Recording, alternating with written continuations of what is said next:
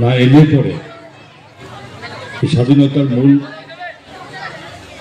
অন্যতম কাণ্ডারি নেতাজি সুভাষচন্দ্র বোসের আজকে জন্ম জয়ন্তী, 129তম জন্ম জয়ন্তী।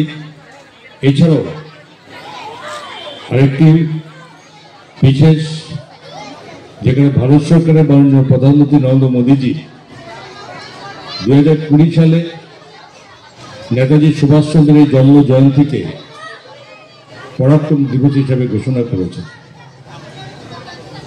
স্বাভাবিকভাবেই এমন একটি শুভ দিনে নেতাজি এই বিদ্যানিকেতনে ওনার মূর্তি স্থাপন করে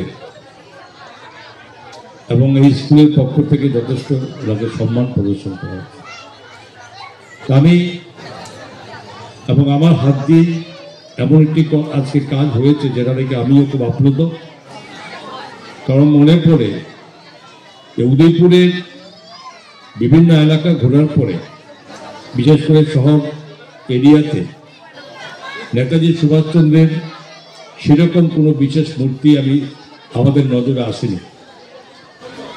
এবং সেই কারণে স্কুলের কলেজের ছাত্রছাত্রী, নেতাজি সুভাষ মহাবিদ্যালয়ের ছাত্রছাত্রী, শিক্ষক শিক্ষিকাদের এবং তাদের অনুরোধ সহ আমার ইচ্ছাতে আমরা সেখানে মূর্তি, ওরা বর্মন মূর্তি, পুরো কবি মূর্তি আমরা এখানে প্রতিষ্ঠা করেছি।